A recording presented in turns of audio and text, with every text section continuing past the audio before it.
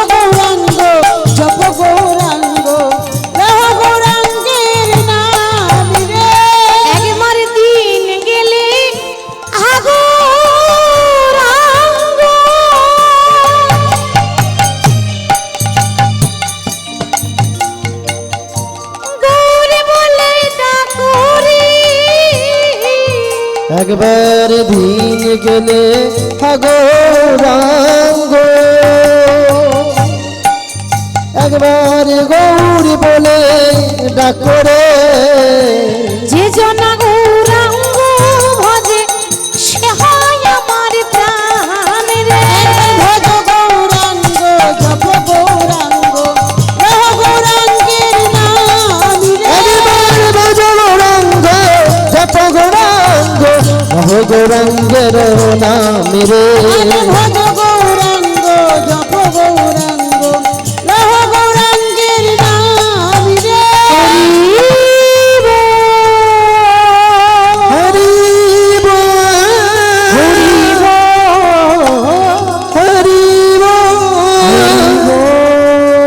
হরি বল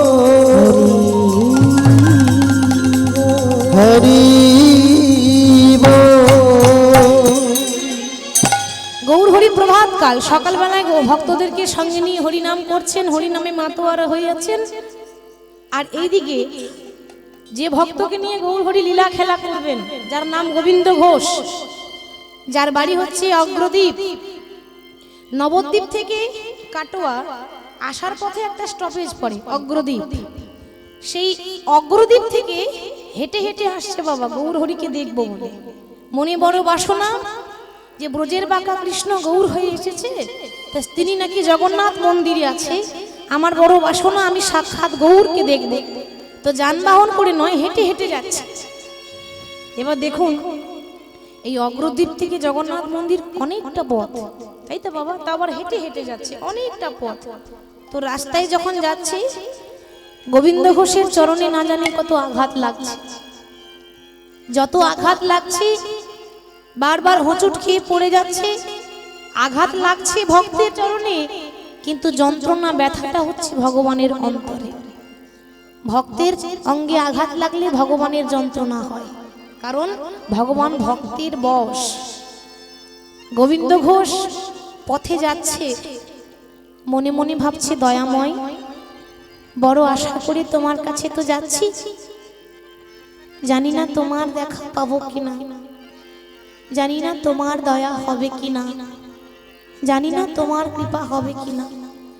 কারণ আমার মধ্যে কোনো জ্ঞান নেই, আমার মধ্যে বিবেক নেই, আমার মধ্যে ভজন নেই, আমার মধ্যে সাধন নেই। জানি না তোমাকে কতটা ভালোবাসতে পেরেছি, তবে আমি জানি, আমার বিশ্বাস, আমি যদি সত্যি সত্যি তোমার নাম মন থেকেও করে থাকি, আমি ঠিক তোমার কাছে পৌঁছে যাব। এই যে বিশ্বাস, বিশ্বাসের মিলয়ে বস্তু তর্কে বহুদূর। বাবা কথাই আছে, ভক্তি যার ভগবান তার। ভক্তি যার নেই ভগবানও তার কাছে থাকে না, কারণ ভগবান ভক্তি দিয়ে পাওয়া যায়। গোবিন্দ ঘোষ হেঁটে হেঁটে হেঁটে হেঁটে যখন যাচ্ছে, ঠিক যখন জগন্নাথ মন্দিরে পৌঁছে গেল, দেখছি কত কত ভক্ত লাইন দিয়ে দাঁড়িয়ে আছে গৌর হরিকে ঘিরে। ঠিক মতো গৌর হরিকে দেখাও যাচ্ছে না। গোবিন্দ ঘোষ ছুটতে ছুটতে গিয়ে ওই ভক্তদের কাছে গিয়ে বলছে, ওগো আমি বড় আশা করে সেই অগ্রদ্বীপের মাটি থেকে এসেছি, আমাকে একটু গৌর হরিকে দেখতে দাও না গো। আমি কথা দিচ্ছি, আমি একবার দেখে আমি ফিরে চলে যাব। এবার ভক্তরা কি করছে দেখছি, এমন ভিখারির বেশ, সঙ্গে সঙ্গে বলছে, দূর হয়ে যাও, এতক্ষণ আমরা লাইন দিয়ে দাঁড়িয়ে আছি, এখনো পর্যন্ত আমরা গৌরকে দেখতে পেলাম না, আর কোথা থেকে একটা ভিখারি এসে বলে আমি গৌরকে দেখবো, দূর হয়ে যায়। যেই না ঠেলে ফেলে দিয়েছে, গোবিন্দ ঘোষ মাটিতে আছাড় খেয়ে পড়েছে। আছাড় খেয়ে পড়েছে যখন, মনে মনে ভাবছে, গৌর, ওরা আমাকে তোমার কাছে যেতে দিল না, তবে এখন যেতে পারলাম না তো কি হয়েছে, আমি আবার তোমার কাছে আসবো। আমি কাছের থেকে দেখতে নাই বা পেলাম, আমি দূর থেকে তো তোমাকে দেখতে পাবো। বিশ্বাস ছাড়েনি, আশাতেই তো চাষা খাটে, আশা ছাড়লে হবে না। গোবিন্দ ঘোষ কি করেছে জানেন বাবা? এই অদূরে একটা বৃক্ষ ছিল, মানে গাছ, গাছের আড়ালে দাঁড়িয়েছে। এই গাছের আড়াল থেকে গৌর হরিকে আড়ালে আড়ালে দেখছে, সামনে দেখার তো সুযোগ হলো না, আড়ালে আড়ালে দেখছে। গৌর হরি মনে মনে ভাবছে, আমার ভক্ত এত দূর আমার কাছে এসেছে, আর আমি যেতে পারবো না? আমার ভক্ত যদি এত দূর যেতে পারে, আমি এটুকু যেতে পারবো না? গৌর হরি নাম বন্ধ করে ভক্তদেরকে ছেড়ে দিয়ে ঠিক ওই গাছটার কাছে গিয়ে গৌর হরিও দাঁড়িয়ে আছে, যে গাছের আড়ালে গোবিন্দ ঘোষ লুকিয়ে দাঁড়িয়ে আছে। সেই গাছের কাছে গিয়ে সেই বৃক্ষের আড়ালে গৌর হরি উকি মেরে বলছে, কি গো, কি নাম তোমার? তোমাকে তো ঠিক চিনতে পারলাম না। আগে প্রভু, আমার নাম হলো গোবিন্দ ঘোষ। বাহ, কোথা থেকে এসেছো তুমি? আমি সেই অগ্রদ্বীপের মাটি থেকে এসেছি। ও আচ্ছা, বলো তুমি কি চাও? প্রভু, আমি যে টাকা পয়সা ধন দৌলত কিছু চাইতে আসি, এত দূর হেঁটে হেঁটে বড় কষ্ট করে শুধু মনে একটা আশা নিয়ে এসেছি, আমি যে জগন্নাথ দেখতে চাই। জগন্নাথ দেখতে চাও? বেশ, তো যাও, মন্দিরে দরজা খোলা আছে, যাও জগন্নাথ দেখে এসো। গোবিন্দ ঘোষ বললেন, গৌর হরি, আমি এত দূর থেকে কষ্ট করে এসেছি, ওই জগন্নাথ তো দেখতে আসেনি। সে কি, ওই জগন্নাথ দেখবে না তো তুমি কোন জগন্নাথ দেখবে? প্রভু, আমি যে জগন্নাথ দেখতে এসেছি সে সচল জগন্নাথ, আর যে জগন্নাথ মন্দিরে আছে সে অচল জগন্নাথ। কত সুন্দর করে বুঝিয়ে দিচ্ছে দেখুন। ভক্তরা যে জগন্নাথকে দেখতে আসে সে কথা বলতেও পারে না, নড়াচড়া করতে পারে না, হাসতে পারে না, কাঁদতে পারে না, গাইতে পারে না, নাচতে পারে না। আর আমি যাকে দেখতে এসেছি সে সাক্ষাৎ জগন্নাথ, সচল জগন্নাথ, যে হাসতেও পারে, কাঁদতেও পারে, নাচতেও পারে, গাইতেও পারে। প্রভু, কেউ জানুক বা না জানুক, আমি জানি যেই গৌর সেই কৃষ্ণ সেই জগন্নাথ, সেই জগন্নাথ, যেই গৌর সেই কৃষ্ণ সেই সেই জগন্নাথ, জগন্নাথ, যেই গৌর সেই কৃষ্ণ সেই সেই জগন্নাথ।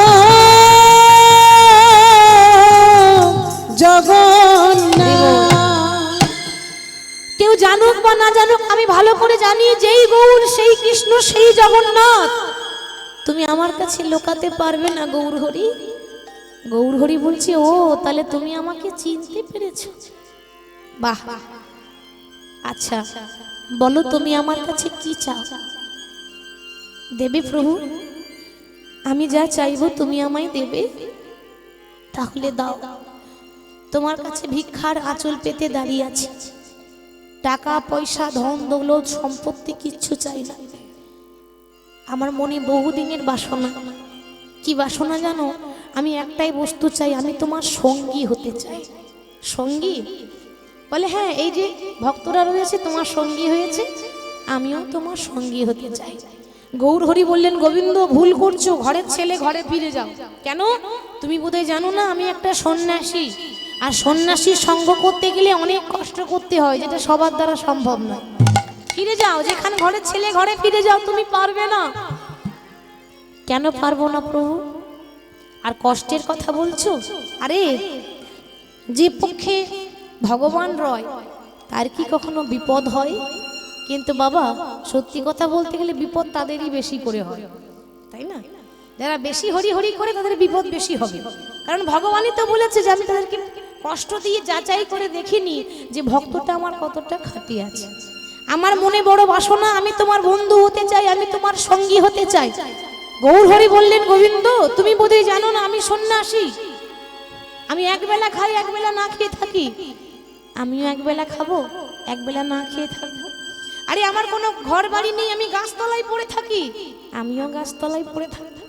হরি বল, তুমি যেখানে থাকবে আমি সেখানে থাকবো। আর তুমি যদি আমাকে সঙ্গী না করেছো, আমি আমার ঘরে ফিরে তো যাবই না, এইখানেই আমি আমার দেহটাকে ত্যাগ করে দেব। ভগবান মনে মনে ভাবছেন, ঠিক আছে, তোমার যখন এত ইচ্ছা, তাহলে আমি কথা দিলাম আজ থেকে তুমি আমার সঙ্গী হলে। আজ থেকে আমি তোমাকে সঙ্গী করলাম, আমার পথের সঙ্গী। আমি যেখানে যাব তুমি আমার সঙ্গে সঙ্গে থাকবে। দেখো, ভেবে নাও, আমার সঙ্গী হতে গেলে কপালে কষ্ট আছে, পারবে তো?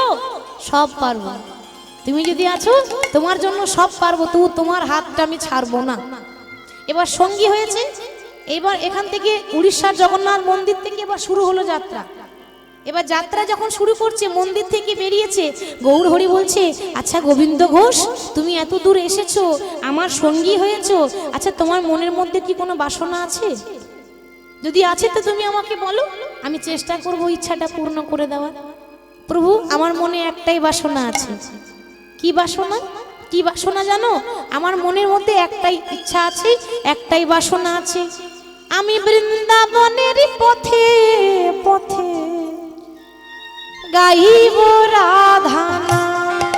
নিতাই গৌর হরি হরি বল। আমি বৃন্দাবনের পথে পথে গাইব রাধা নাম।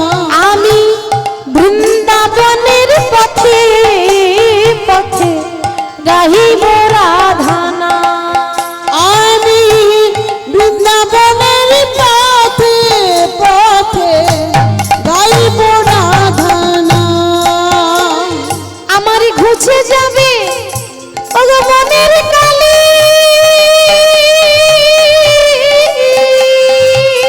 আমার ঘুচে যাবে মনের কালি।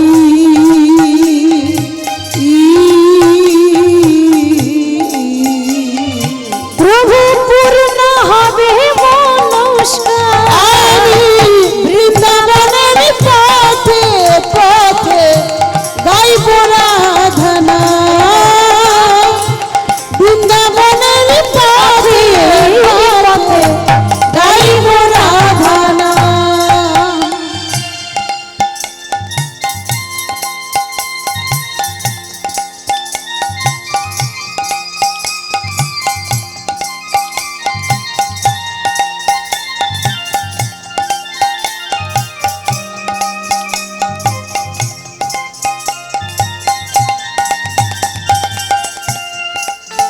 আহা,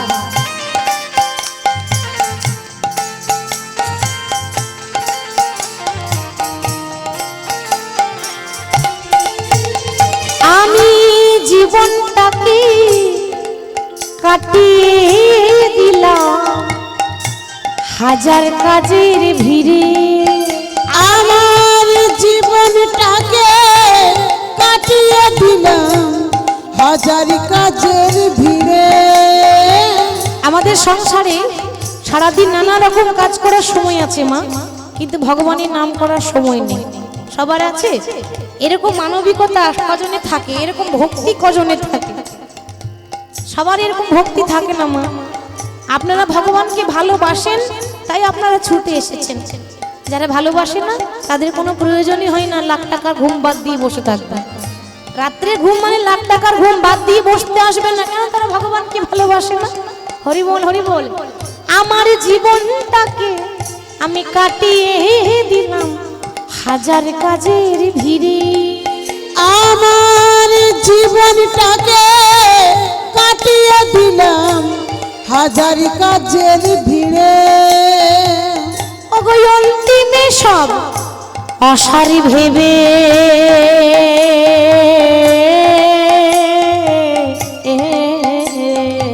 আমার অন্তিমে সব অসারি ভেবে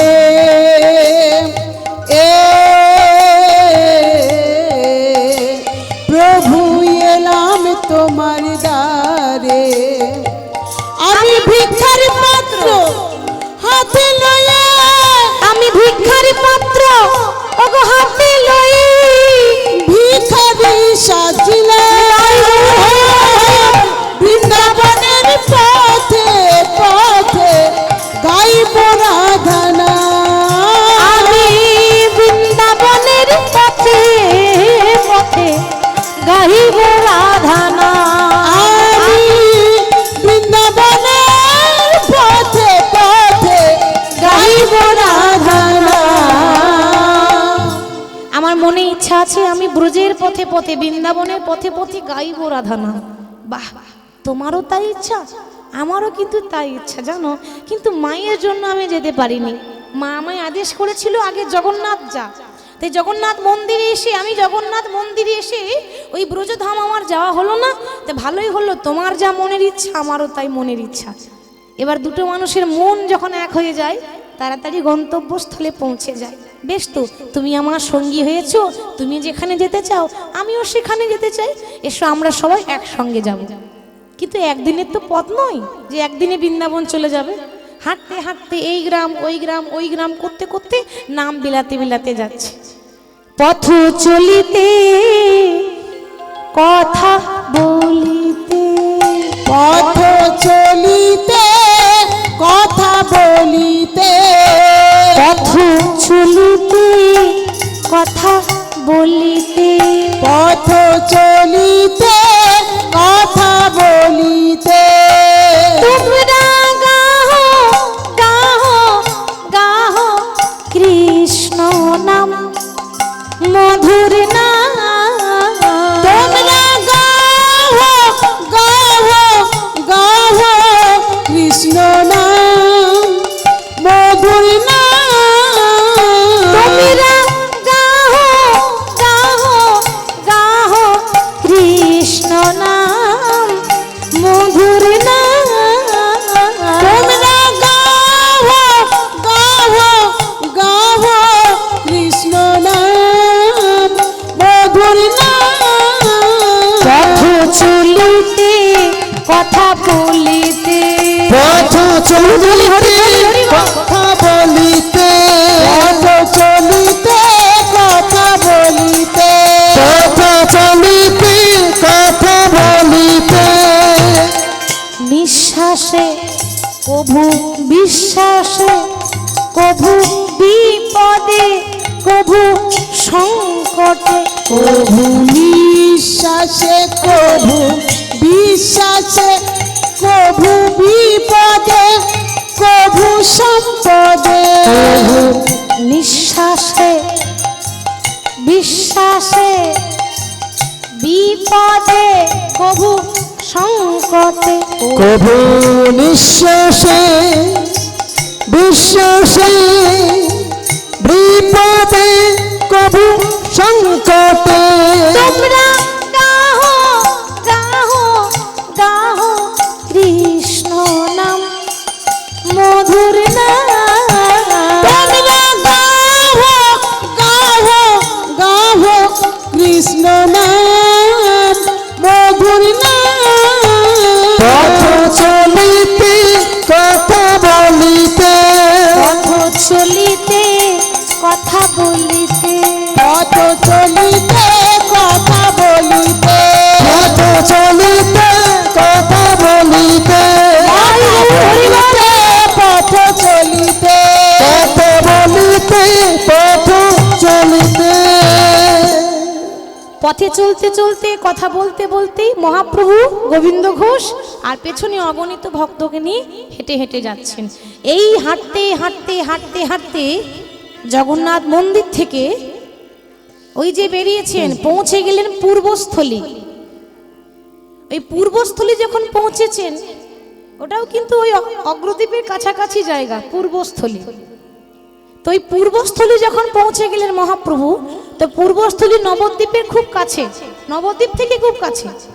এবার নদিয়ার ভক্তরা খবর পেয়েছে যে আমাদের সোনার গৌরহরি, আমাদের সকলেরই মনের মানুষ পূর্বস্থলী এসেছে। তাহলে চলো একটু দেখে আসি। নদিয়ার ভক্তরা, নবদ্বীপের ভক্তরা ওই গৌরহরিকে দেখবো বলে ওই পূর্বস্থলী যাচ্ছে। এবার কারো আনন্দ, কারো দুঃখ, কেউ হাসছে আর কেউ কাঁদছে। তা সবাই আনন্দের দিয়ে যাচ্ছে, আনন্দ সহিত। কেমন ভাবে ভক্তরা যে ধেয়ে যাচ্ছে, কেমন ভাবে আনন্দে ধাওল সবে গৌরাঙ্গ দেখিতে, আনন্দে ধাওল সবে গৌরাঙ্গ দেখিতে, আনন্দে ধাওল সবে গৌরাঙ্গ দেখিতে, আনন্দে ধাওল সবে গৌরাঙ্গ দেখিতে, মুখে গৌর গৌর বলে যায় নাচিতে নাচিতে, গৌর গৌর বলে যাই নাচিতে নাচিতে, গৌর গৌর বলে যায় নাচিতে নাচিতে, গৌর গৌর বলে যাই নাচিতে নাচিতে, আবার কেহ নাচে কেহ গাই কেহ বলে হরি, কেউ নাচে কেউ গাই কেউ বলে হরি, কেহ নাচে কেহ গাই কেহ বলে হরি, কেহ নাচে কেহ গাই কেহ বলে হরি, কেহ কেহ আনন্দতে যাই গড়াগড়ি, কেউ কেউ আনন্দতে যাই গড়া গড়ি, কেহ কেহ আনন্দতে যাই গড়াগড়ি, কেহ কেহ আনন্দতে যাই গড়াগড়ি, তারা গড়াগড়ি যাই গড়াগড়ি যাই গো, গড়া গড়ি যাই গো, গড়াগড়ি যাই গো, গৌর গৌর গৌর বলে গড়াগড়ি গো গৌর গৌর গৌর বলে গড়াগড়ি যাই গো প্রাণ গৌর দেখবো বলে গড়াগড়ি যাই গো প্রাণ গৌর দেখবো বলে গড়াগড়ি যাই গো প্রাণ গৌর দেখবো বলে গড়াগড়ি যাই গো প্রাণ গৌর দেখো বলে গড়াগড়ি যাই গো কেহ যাই গড়াগড়ি কেহ আনন্দতে যাই গড়াগড়ি কেহ নাচে কেহ গায় কেহ বলে হরি কেহ কেহ আনন্দতে যায় গড়াগড়ি কেউ নাচছে কেউ গাইছে আর কেউ আনন্দে গড়াগড়ি দিচ্ছে কেন এতদিন পর গৌর দেখবো বলে আনন্দ এবার গৌরকে দেখবো বলে তারা যখন পূর্বস্থলিতে এলো ভক্তদেরকে দেখে নদিয়ার মানুষদের দেখে সকল ভক্তদেরকে দেখে গৌর হরি তখন গোবিন্দ ঘোষকে বলছে গোবিন্দ এত দূর থেকে আমার ভক্তরা যে আমাকে দেখতে এসেছে এতদিন পর তাদের সঙ্গে আমার দেখা হচ্ছে এতদিন পর তারা আমার কাছে এসেছে তো তারা কি না খেয়ে থাকবে আর তুমি দাঁড়িয়ে দাঁড়িয়ে দেখছো কি যাও একটু সেবার ব্যবস্থা করো গোবিন্দ ঘোষ বলছে সেবার ব্যবস্থা তাও আবার আমি একা এতগুলো মানুষের হরি বল আচ্ছা প্রভু এই এত এত ভক্তের সেবার ব্যবস্থা আমি একাই কি করে করব কেন ওই দেখো আমার ভক্তের দিকে তাকিয়ে দেখো কেউ আমার কাছে খালি হাতে আসেনি যার যেমন জুটেছে সে তেমন ভগবানের কাছে নিয়ে এসেছে যাও তাদের কাছে সেটুকু গ্রহণ করো তাতেও যদি না হয় তো এখান থেকে 3 ক্রোশ দূরে একটা গ্রাম আছে সেই গ্রামে ভিক্ষা করে নিয়ে নিজের হাতে রান্না করে আগে ভক্তদের সেবা দাও গোবিন্দ ঘোষ মনে মনে ভাবছে আগে যদি জানতাম যে রান্না করে খাওয়াতে হবে তাহলে আমি সঙ্গী হতে যেতাম না হরি বল আগে যদি জানতাম যে এরকম রান্না করে খেতে হবে তাহলে আমি আসতাম না কিন্তু কিছু করার নাই সঙ্গী যখন হয়েছি তখন আমাকে করতেই হবে ভক্তরা অনেকজন অনেক কিছু নিয়ে এসেছে কেউ ফল নিয়ে এসেছে কেউ আবার কেউ শাকসবজি নিয়ে এসেছে যার যেমন জুটেছে সে ভগবানের কাছে নিবেদন করতে এসেছে তাদের কাছে সেটা নিয়েছে তাতেও হলো না 3 ক্রোশ দূরে গিয়ে গ্রামে ভিক্ষা করতে গেছে ভিক্ষার আঁচল পেতে যখন ভিক্ষা করছে তোমরা ভিক্ষা দাও গো নগরবাসী ভিক্ষা দাও আমায় তোমরা ভিক্ষা দাও গো নগরবাসী ভিক্ষা দাও আমায় তোমরা ভিক্ষা দাও গো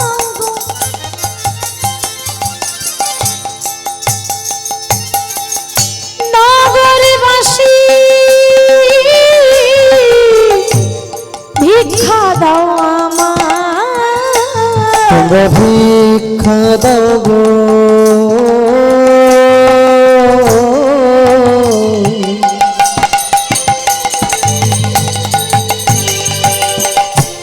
নগরবাসী বাসী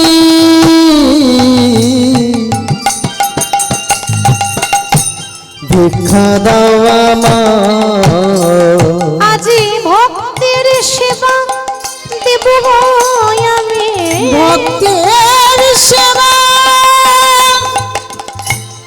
ভক্তির সেবা দেব গো আমি ভক্তের সেবা দেব গো আমি ভক্তের সেবা দেব গো আমি ওগো ভিক্ষা দাও আমায় ভিক্ষা দাও গো ধ্বনি হরি বল নগরবাসী ভিক্ষা দাও আমায় ভিক্ষা দাও গো নগরবাসী ভিক্ষা দাও আমার তোমরা ভিক্ষা দাও গো নগরবাসী ভিক্ষা দাও আমায় আমার গৌরের সেবা দেব গো আমি আমার গৌরের সেবা দেব গো আমি আমার গৌরের সেবা দেব গো আমি গৌরের সেবা সেবা সেবা সেবা ও গো গৌরের সেবা দেব গো আমি তাও ভিক্ষা দাও আমায় ভিক্ষা দাও গো নগরবাসী ভিক্ষা দাও আমায় তোমরা ভিক্ষা দাও গো নগরবাসী ভিক্ষা দাও আমায়। গোবিন্দ ঘোষ ভিক্ষার ঝোলা নিয়ে 3 ক্রোশ দূরে গ্রামে ভিক্ষা করে এনে যা যা পেয়েছে, যে যেমন দিয়েছে, তন্ডুল সব কিছু নিয়ে নিজের হাতে রান্না করে ভক্তদের সেবা দিয়েছে। ভক্তদের যখন সেবা হয়ে গেল, এবার মাগো ভগবানের সেবা। তা ভগবান বললেন যে গোবিন্দ ঘোষ, আগে ভক্তের সেবা হবে, তারপর আমার সেবা হবে। তা ভক্তদের যে সেবা দিচ্ছ, মনে রেখো ভক্তের সেবা দেওয়ার পর তাদের এঁঠো পাতা নিজের হাতে কিন্তু তুলবে, তাদের এঁঠো কিন্তু তুলতে দেবে না, তুমি নিজের হাতে পরিষ্কার করবে। দেখুন মা, অনেক জায়গায় আছে, অনেকে আছে, সবার মনে তো সমান ভক্তি নেই। অতিথি মানেই নারায়ণ, তাই না? আপনার বাড়িতে অতিথি এসেছে মানে সে নারায়ণের সঙ্গ তুল্য। তো তাকে আপনি যেমন শাক অন্ন যা জুটেছে আপনি দিয়েছেন, কিন্তু সেবা করার পর তাদের এঁঠো কিন্তু তুলতে দিলে হবে না, নিজের হাতে সেটা তুলে পরিষ্কার করতে হবে। নিজের হাতে তুলে পরিষ্কার করতে হয়। কেন? এঁঠো পরিষ্কার করলে কি হয়? অনেকে আছে আবার ঘৃণা করে, অনেকে আছে এই মনে কোন খুব ভিআইপি মানুষ, 4 তলা বিল্ডিং, বাড়িতে থাকতে দিয়েছে, ও খেতে দেবে কিন্তু এঁঠো তুলতে দেবে না, এঁঠো তুলবে না। কেন? এই অন্যের এঁঠো আবার তোলা যায়, ছি ছি ছি, এঁঠো তুলতে পারবো না, খেতে দিতে হয় দেবো, এঁঠো তুলতে পারবো না, এরকম অনেক মানুষ আছে। কিন্তু বাবা, এঁঠো স্বয়ং ভগবানও তুলেছিল, তাহলে আমরা তো সামান্য ক্ষুদ্র জীব। কেন? মহাভারতে যখন ধর্মরাজ যুধিষ্ঠির রাজস্বাহী যজ্ঞ করলো, তখন ভগবান শ্রীকৃষ্ণকে বলছে, কৃষ্ণ আমি প্রত্যেকটা ভাইকে এক একটা কাজের দায়িত্ব দিয়েছি, তা তুমি আমার রাজস্বাহী যজ্ঞে কোনো দায়িত্ব নেবে না? নেব তো, নিশ্চয়ই নেব। এতদিন যেটা করিনি আজকে সেটা করব। তোমার এই রাজস্বাহী যজ্ঞেই যত ব্রাহ্মণ আসবে, বৈষ্ণব আসবে, ভক্ত আসবে, আমি ওই দরজায় বসে তাদের চরণ দুটো ধোয়াইয়ে দেব। শুধু তাই নয়, তোমার এই রাজস্বাহী যজ্ঞে যখন ভক্তের সেবা হবে, নরনারায়ণের সেবা হবে, আমি সেবা করার পর তাদের এঁঠো পাতা নিজের হাতে তুলে তুলে পরিষ্কার করব। যুধিষ্ঠির বলছে, কৃষ্ণ তুমি ভগবান হয়ে এঁঠো পরিষ্কার করবে? বলি আমার কাজের লোকের অভাব নাকি? আমার এত এত ঘরে কাজের লোক আছে, তুমি কেন এঁঠো পরিষ্কার করবে? ভগবান বলছে, যুধিষ্ঠির ভক্তের এঁঠো পরিষ্কার করলে যে কি ধর্ম হয় তুমি জানো না? তুমি জানলে আমাকে কথাটা বলতে না। কেন? ভক্তের এঁঠো পাতা তুললে সারা জীবন যা পাপ করেছি সেই পাপ আমাদের ক্ষয় হয়ে যায়। তাই গৌর হরি হরি। তাহলে ভক্তের এঁঠো তুললে পাপ ক্ষয় হয়ে যায়, তার মানে কৃষ্ণ তুমিও পাপ করেছো। কি গো বাবা, তাই তো? তার মানে তো তাই হয়, ভক্তের এঁঠো তুললে যদি পাপ ক্ষয় হয়ে যায়, তার মানে তুমিও পাপ করেছো, তার মানে ভগবানও পাপ করেছে। আপনারা বলবেন, ও মা ভগবান আবার পাপ করে নাকি? হ্যাঁ, ভগবান আবার কখন পাপ করলো? ভগবানকেও পাপ করতে হয়েছে বাবা। মনে করে দেখুন, ভগবান কৃষ্ণ বললেন, আমি যখন রাম ছিলাম ত্রেতা যুগে রামায়ণে, তো রাম যখন রাবণকে বধ করেছিল, রাবণ ছিল ব্রাহ্মণের ছেলে, তাই তো? রাবণ হচ্ছে ব্রাহ্মণ। অনেকে বলে রাবণের কুল রাক্ষস কুল, না, রাবণের মা ছিল রাক্ষসী, পাতালের রাক্ষসী নিকষা সতী, আর বাবা ছিল আচার্য শুদ্ধ ব্রাহ্মণ বিশ্বশ্রবা মুনি, তার সন্তান রাবণ। তাহলে রাম রাবণকে বধ করেছে মানে ব্রহ্ম হত্যা মহাপাপ, এর নরকেও ঠাঁই হবে না, নরকেও জায়গা হবে না। আমি ভগবান হয়ে পাপ করেছি, তাই সারা জীবন যা পাপ করেছি সেই পাপ যেন আমার ক্ষয় হয়ে যায়, তার জন্য ভগবান হয়ে এঁঠো পরিষ্কার করবো। নিতাই গৌর হরি বল। এবার কি হলো মা? রাজস্বাহী যজ্ঞ শুরু হয়েছে। হরি বল। দরজায় ভগবান বসে আছে, যত ব্রাহ্মণ আসছে, যত বৈষ্ণব আসছে, সেই ব্রাহ্মণ বৈষ্ণবের চরণ দুটো ভগবান হয়ে চরণ ধোয়াইয়ে দিচ্ছে দরজায় বসে। এইবার কি হয়েছে মা? 33 কোটি দেবতার নিমন্ত্রণ, মানে সবাইকে নিমন্ত্রণ করেছে। শুভ কাজ তো 5 জনকে নিয়ে হয়, একা একা তো হয় না। 33 কোটি দেবতার নিমন্ত্রণ, সবাই আসছে। এবার পরম বৈষ্ণবকে, স্বর্গ মর্ত পাতাল ত্রিভুবনের পরম বৈষ্ণবকে মা মহাদেব শিব, তিনি রয়েছেন পেছনে, সবার পেছনে। সবাই এসেছে, কিন্তু ভোলানাথ আমার পিছিয়ে গেছে, আর পরম বৈষ্ণব ছাড়া তো যোগ্যই হবে না। তো যখন ভোলানাথ আসছে, সঙ্গে মা পার্বতী আসছে, এসে দেখছে সর্বনাশ, সে তো ঘোর অমঙ্গল। কেন? পার্বতী বলো, কি হলো, এগিয়ে চলো, স্বামী দাঁড়িয়ে পড়লে কেন? ভোলানাথ বলছে, পার্বতী তাকিয়ে দেখো, আজকে যে সকলের চরণ ধোয়ায় দিচ্ছে সে কে হয় ভোলানাথের? শিবকে সবাই বাবা বলি, বাবারও তো বাবা আছে, তাই না? বাবা, বাবারও বাবা থাকে। বাবা শিব যদি আমাদের বাবা হয়, শিব যদি আমাদের বাবা হয়, তাহলে শিবের বাবাকে, শিবের গুরুকে, শিবের গুরু হলো নারায়ণ অর্থাৎ ভগবান শ্রীকৃষ্ণ। তাহলে বাবা আজকে গুরু যদি শিষ্যের চরণ ধোয়ায় দেয় অপরাধ হবে না? হবে তো। আমার গুরু কৃষ্ণ সবার চরণ ধোয়ায় দিচ্ছে, যদি আমার চরণ ধোয়ায় দেয় তাহলে আমার বড় অপরাধ হবে। আমি যাব না, তোমার যদি পা ধোয়াবার শক্ত তুমি যাও, আমি যাব না। মা পার্বতী এগিয়ে গেল আর শিব লাইন থেকে সাইডে সরে মনে মনে ভাবছে কি করা যায় যেন আমি যজ্ঞে যেতেও পারি আর কৃষ্ণ যেন আমাকে চিনতে না পারে। কি করলো? সঙ্গে সঙ্গে দেখতে দেখতে ভোলানাথ মহেশ্বর কুকুর হয়ে গেল। বাবা কুকুর হয়ে গেল কেন? আপনারা বলবেন এত এত পশু থাকতে পশুর এই কুকুর হয়েছে কেন? তার কারণ কুকুরের মতো প্রভুভক্ত আর কেউ নেই। আছে বাবা? একটা মানুষ যদিও বেঈমানি করতে পারে, কুকুর করবে না।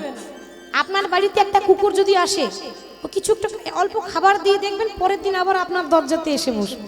এতটুকু দেবেন, আপনার দরজাতে বারবার আসবে, আপনার সঙ্গে বেঈমানি করবেন।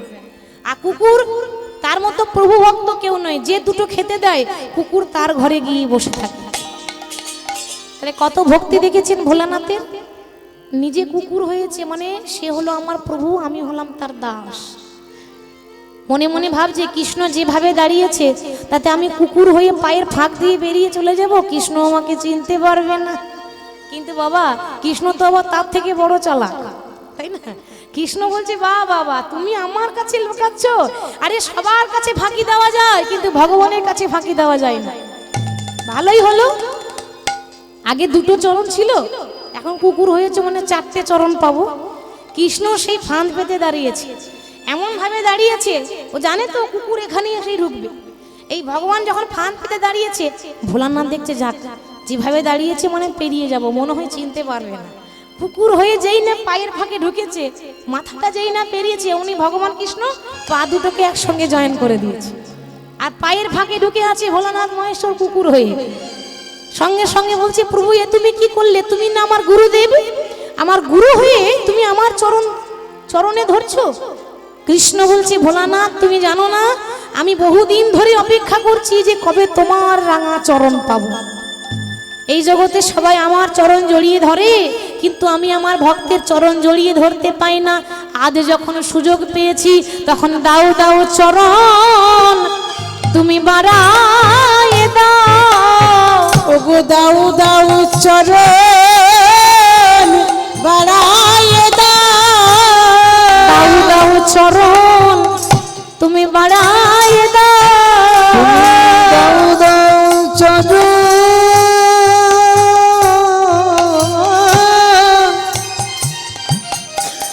বাড়ায়ে দাও, আমি ওই চরণে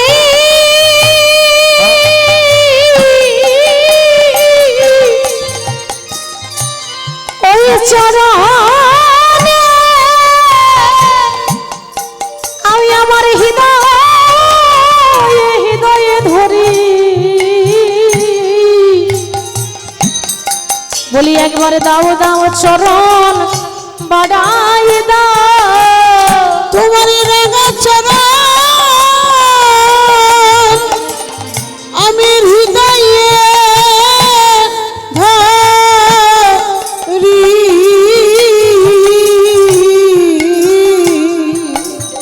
ওগো দাও দাও চরণ বাড়ায়ে দাও। ভোলানাথ বলছে প্রভু কাজটা তুমি ভালো করলে না, আমার গুরু হয়ে শিষ্যের চরণ তখন দড়িয়ে ধরেছো মানে আমাকে অপরাধী করে দিলে। এই ঋণ আমি কোন দিন শোধ করব জানো?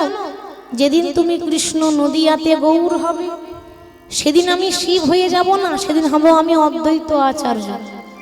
তোমার থেকে আমার বয়স হবে 52 বছরের বড়, মহাপ্রভু থেকেও বড়, 52 বছরের বড়। তোমার থেকে আমি বড় হয়েও সেদিন ভক্তদের সামনে আমি তোমার চরণ জড়িয়ে ধরবো। আজকে ঋণ আমি সেই দিন শোধ করবো। নেতাই গৌর হরি বল হরি বল। তাহলে ভগবান অর্থাৎ গৌর হরি বলছে, মহাপ্রভু বলছে, গোবিন্দ ঘোষ ভক্তদেরকে সেবা দিয়েছো, নিজের হাতে এঁঠো পাতা তুলে পরিষ্কার করবে, তবেই তোমার ধর্ম হবে, তা নইলে সেবা করানোটাই বিফলে। ভক্তের সেবা হয়ে গেল, এবার মহাপ্রভুর পালা। আমরা কি করি, আগে ভগবানের সেবা দিই, তারপর ভক্তের সেবা হয়। এখানে উল্টো হলো, আগে ভক্তের সেবা হলো, তারপর মহাপ্রভু সেবা করলো। তো মহাপ্রভু যখন সেবা করতে বসেছে, গোবিন্দ ঘোষ বলছে, প্রভু আমি যেমন পেরেছি, যেমন জুটলো আমার, আমি তেমনই রান্না করেছি, তুমি নিজ গুণে কৃপা করে সেবা করে নিও। গৌর হরি বলছে, গোবিন্দ নিজের হাতে তো প্রতিদিনই সেবা করি, আমার মনে বড় ইচ্ছা আছে, আজ আমি তোমার হাতে সেবা করতে চাই, তুমি আমাকে নিজের হাতে সেবা করিয়ে দেবে। গোবিন্দ ঘোষ মনে মনে ভাবছে, আহা কি সৌভাগ্য আমার, নিশ্চয়ই আগের জন্মে কোনো ভালো কর্ম করেছিলাম, নিশ্চয়ই আগের জন্মে আমার কর্মের জোর ছিল বলে এ জন্মে আমি গৌর হরির সেবায় লাগতে পেরেছি। করজোরে বললেন, গৌর হরি আজকে বহু ভাগ্যের ফলে যখন তোমার সেবায় লেগেছি, জানি না এরপরে সেবায় লাগতে পারবো কিনা, তবে পর জনম বলে যদি কোনো জনম থাকে, আমায় এমন ভাবযোগ্য দেহ দিও, এমন ভাবযোগ্য দেহ দিও, এ জন্মের মতো প্রতি জন্মে জন্মে আমি যেন তোমার সেবা, তোমার সেবা যেন করিতে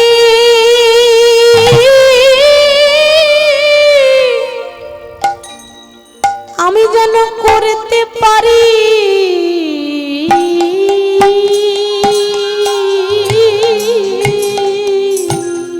ও গো প্রভু,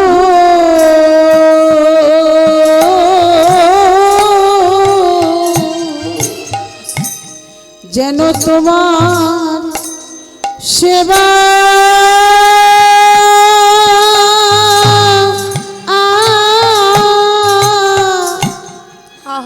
করিতে করিতে পারি।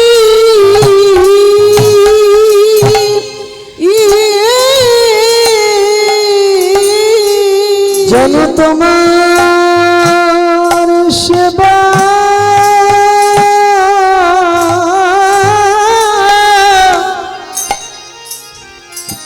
তোমার সেবা করিতে করিতে পারি।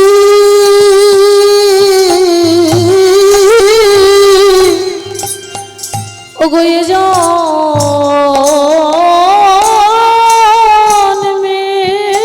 নয়, আমি প্রতি জন্মে জন্মে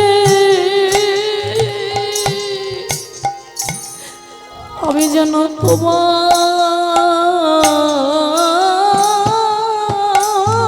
সেবা সেবা যেন করিতে পারি।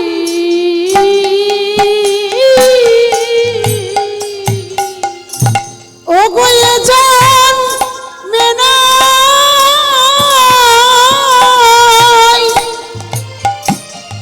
প্রতি জন্মে জন্মে জন্মে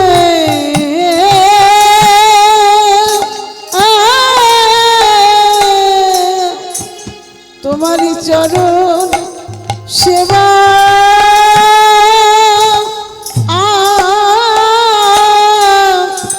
আমি করিতে করিতে পারি।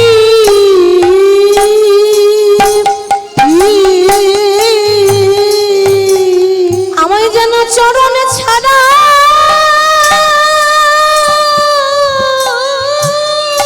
আহারে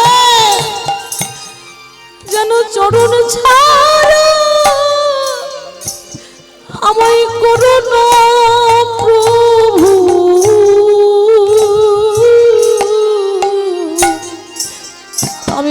তোমার চরণ সেবা যেন করিতে পারি।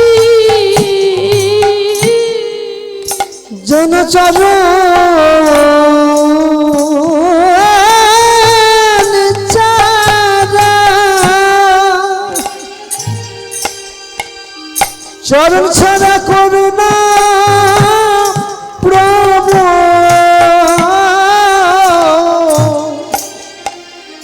যেন চরণ সেবা করিতে পারি। হরি বল হরি বল হরি বল। এ জন্মে নয় প্রতি জন্মে জন্মে আমাকে যেন চরণ ছাড়া করে দিও না, আমাকে ওই চরণে যেন বঞ্চিত করে দিও না, আমি যেন এইভাবে সেবা দিতে পারি। সেবা যখন নিজের হাতে দিয়েছে, সেবা হয়ে গেল, এবার গৌর হরি হাতটা বাড়িয়ে দিয়েছে। গৌর হরি যখন হাত বাড়িয়ে দিয়েছে, গোবিন্দ ঘোষ বলছে কি হলো প্রভু, আর কিছু লাগবে? আর অন্ন দেব? না না লাগবে না। আচ্ছা আর একটু তরকারি দিই? না না আর লাগবে না, আমার সেবা হয়ে গেছে। তো সেবা হয়ে গেছে তো হাত বাড়িয়ে রয়েছে কেন?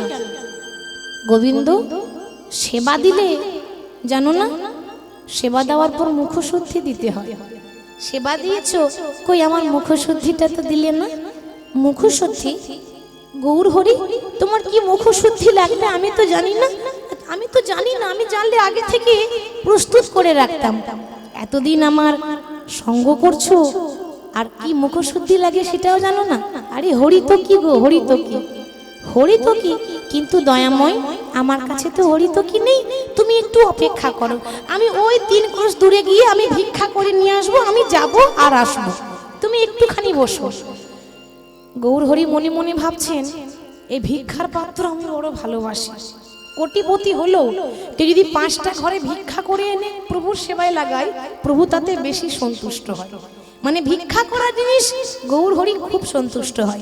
তাহলে আজকে চলে গেল গোবিন্দ ঘোষ মুখশুদ্ধি ভিক্ষা করতে, মানে হরি তো কি আনতে। হরি বল আজ মুখশুদ্ধি লাগে রে তরে গ্রামেতে চলিলা, মুখশুদ্ধি মাগির তরে গ্রামেতে চলিলা। আর মুখশুদ্ধি লাগে রে তরে গ্রামেতে চলিলা, মুখশুদ্ধি লাগে তরে গ্রামেতে চলিলা। প্রভুর তরে মুখশুদ্ধি মাগিয়া আনিলা, প্রভুর তরে মুখশুদ্ধি মাগিয়া আনিলা। প্রভুর তরে মুখশুদ্ধি মাগিয়া আনিলা। আমায় একটি হরি তো কি দাও, আমায় একটি হরি তো কি দাও, আমায় একটি হরি তো কি দাও, একটি হরি তো কি দাও। আমার মহাপ্রভু সেবার তরে একটি হরি তো কি দাও, আমার মহাপ্রভুর সেবার তরে একটি হরি তো কি দাও। আমার মহাপ্রভুর সেবার তরে একটি হরি তো কি দাও না। মহাপ্রভু সেবার তরে মাগিয়া আনিলা, মহাপ্রভুর সেবার তরে মাগিয়া আনিলা। আমাকে একটি হরিতকি দাও না গো। এবার কেউ একজন একটা হরিতকি দিয়েছে, মনে মনে ভাবছে আচ্ছা আজকে হরিতকি মহাপ্রভু চাইছে সেবার পর, মানে আজকে সেবার পর যেমন মুখশুদ্ধি লাগছে কালকেও তো লাগবে নাকি। কালকে কোথায় পাবো? আমি আবার এত দূর আসবো হেঁটে হেঁটে, আমার পায়ে ব্যথা হয় না? হরি হরি দেখেছেন, এখন থেকে নিজের ভাবনা ভাবছে বাবা আমার পায়ে ব্যথা হয় না, আমার কষ্ট হয় না, এত দূর রোদ্রে রোদ্রে কষ্ট করে হেঁটে হেঁটে আসা আবার যাওয়া, আমারও তো বড় কষ্ট হয়। ভগবান তার বুঝবে না আমার কষ্টটা, আমাকে নিজেকে বুঝে নিতে হবে। আমি এক কাজ করি, আমি আর একটা নিয়ে রাখি, আজকে একটা দেব আর কাল যখন গৌর হরি চাইবে তখন কালকে একটা দেব। এবার একটা কি করেছে, দুটো হরিতকি যখন নিয়েছে, একটা কি করেছে এই নিজের শাড়ির আঁচলে বেঁধে রেখেছে। কেন? কালকে যখন গৌর হরি চাইবে তখন কালকে একটা দেব, একটা নিজের হাতে রেখেছি আজ একটা দেব আর বাকিটা কালকে দেব, এই বেঁধে রাখলাম, এই আঁচলে বেঁধে রেখেছি, ভাবছে কেউ দেখতে পাবে না, আমি জানলাম। কিন্তু বাবা সবার কাছে ফাঁকি দেওয়া যায়, ভগবানের কাছে ফাঁকি দেওয়া যায়? ভগবানের কাছে ফাঁকি দেওয়া যায় না। ও যখন চুরি করে গোপনে কাপড়ে আঁচলের মধ্যে রেখেছে, গৌর হরি ভাবছে যে গোবিন্দ যা ভেবেছিলাম তাই হলো। ভেবেছিলাম যে যদি কোনোদিন লোভের বাসনা জেগে যায় তাহলে বিপদ, কিন্তু সেটাই হয়ে গেল। হরি বল সেটাই হয়ে গেল, মানে তোমার মধ্যে লোভ জেগে গেল। হ্যাঁ আরে আমার জন্য একটু কষ্ট করতে পারলে না, আবার না হয় তুমি কালকে যেতে, আজ থেকে তুমি দুটো নিয়ে রাখলে। ঠিক আছে, আজ আমি কিছু বলবো না, আবার যখন কাল সেবা দিতে আসবে কথাটা আমি কালকে বলবো। এবার আজকে দিনটা কিছু বললো না, পেরিয়ে গেল, মহাপ্রভুর হাতে গিয়ে মুখশুদ্ধি দিয়ে দিয়েছে। এবার আবার কিন্তু সেবা নেওয়ার পর আবার শুরু হলো, আবার শুরু যখন হয়েছে যাত্রা, এবার মহাপ্রভু যাচ্ছে কোথায়? পূর্বস্থলীতে ছিল। এবার মহাপ্রভুর ভগবানের ছলনা দেখুন, মহাপ্রভু কোথায় যাচ্ছে জানেন? ওই যে গ্রাম থেকে গোবিন্দ ঘোষ এসেছে অগ্রদ্বীপ, তাকে সেখানে পৌঁছাবার জন্য সেই গ্রামে যাচ্ছে। গোবিন্দ ঘোষ কিন্তু সেটা বুঝতেই পারছে না।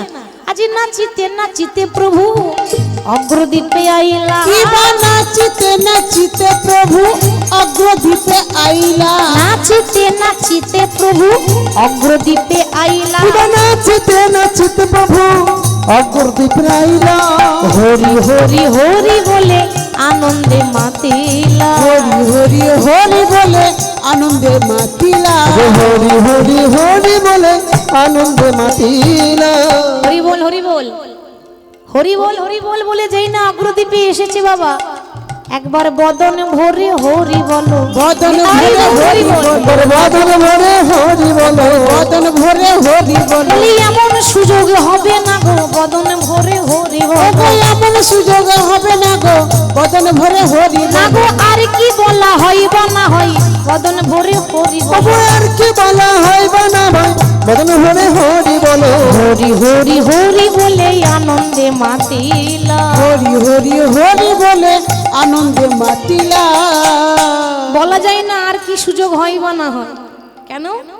নিঃশ্বাসে বিশ্বাস নেই, আছে? এখন আছি, একটু পরে নাম থাকতে পারি, বলা যাবে না, একটু পরে নাও থাকতে পারি। তবে বাবা একটা কথা বলি, হরিনাম গাইতে গাইতে চলে যেতে পারে এমন ভাগ্য কজনের হয়, আর হরিনাম শুনতে শুনতে চলে যেতে পারে এমন ভাগ্য কজনের হয়। কোনো মানুষ, কোনো ভক্ত যদি হরিনাম শুনতে শুনতে সেইখানেই চলে যায়, তার মতো ভাগ্যবান আর তার মতো ভাগ্যবতী কেউ নেই। জানবেন, কর্মের জোর ছিল, তাই তার নাম শুনতে শুনতে চলে যেতে পারলাম। ভগবানের কাছে প্রার্থনা করবেন, দয়াময়, জানি না কবে যাব, জানি না কবে তোমার ডাক আসবে, তবে যখন চলে যাওয়ার সময় হবে যেন তোমার নাম করতে করতে আমি যেন যেতে পারি। এই আশীর্বাদটা ভগবানের কাছে চেয়ে নেবেন, এই প্রার্থনা করবেন। আজকে অগ্রদ্বীপে এসে যেই না গৌর হরি দাঁড়িয়েছেন, শুরু করলেন ছলনা।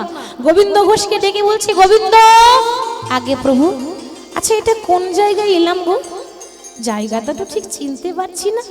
সে কি প্রভু, তুমি চিনতে পারছো না? এটা অগ্রদ্বীপ, মানে এখানেই তো আমার বাড়ি, আমি তো এই গ্রাম থেকেই তোমার কাছে গিয়েছিলাম। ও এটা তোমার গ্রাম? হ্যাঁ এটা তো আমার গ্রাম। বাহ, তাহলে ভালোই হলো, অন্যান্য দিন সব জায়গায় থাকি, আজ না হয় তোমার গ্রামেই থাকবো, এ তো আমার বেশি আনন্দ। মনে মনে অহংকার হয়েছে, যাক গোটা অগ্রদ্বীপের মানুষকে দেখাবো আমার মতো বড় ভক্ত আছে কে জানে।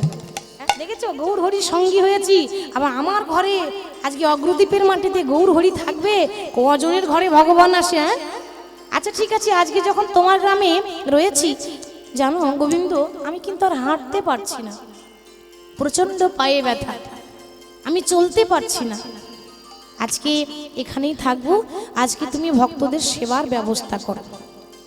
আচ্ছা ভগবানের পায়ে ব্যথা, এটা আপনাদের বিশ্বাস হয়? ভগবানের হাঁটু ব্যথা, ভগবানের পায়ে ব্যথা, ভগবান আমাদেরকে আঙ্গুলে নাচাচ্ছেন পুতুলের মতো, আর ভগবানের পায়ে যন্ত্রণা হবে? অসম্ভব। ভগবানের লীলা বোঝা বড় দায়, ভগবানের লীলা বোঝা বড় দায় বাবা, বুঝিলে রসিক জনা, না বুঝিলে মূর্খ। তাহলে আজকে গৌর হরি যখন ছলনা করলেন, গোবিন্দ ঘোষ বলছে প্রভু খুব ভালো হয়েছে, আজকে দিনটা আমি আমার গ্রামে ভিক্ষা করে সেবার ব্যবস্থা করে আজ আমরা এখানেই আনন্দ করে থাকবো। গ্রামে গ্রামে ভিক্ষা করছি, কৃষ্ণ নামের ভিখারিয়া, কৃষ্ণ বিনা নাহি জানি, কৃষ্ণ বিনা নাহি জানি, কৃষ্ণ নামে গৌর হরি বল,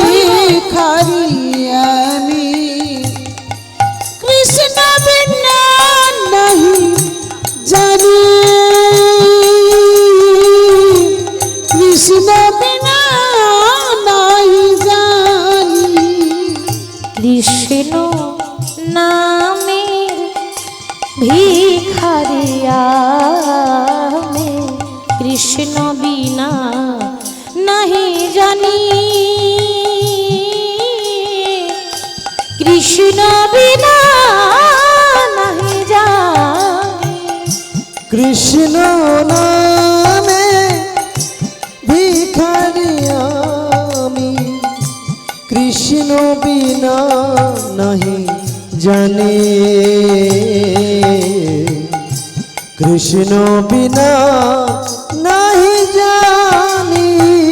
না জানি সাধন তোমার, না জানি ভজন, কি ফুলে পুজিব বলো ওই রাগা চরণ। আমি না জানি সাধন তোমার, না জানি ভজন, কি ফুলে পুজিব বলো ও দুটি চরণ। না জানি সাধন তোমার, না জানি ভজন, কি ফুলে পুজিব বলো ও দুটি চরণ। আর না জানি সাধন তোমার, আমি না জানি ভজন, কি ফুলে পুজিব বলো ওই রাগা চরণ। না জানি সাধন তোমার, না জানি ভজন, কি ফুলে পুজিব বলো ও দুটি চরণ। কৃষ্ণ নামের ভিখারি আমি, কৃষ্ণ বিনা নাহি জানি, কৃষ্ণ বিনা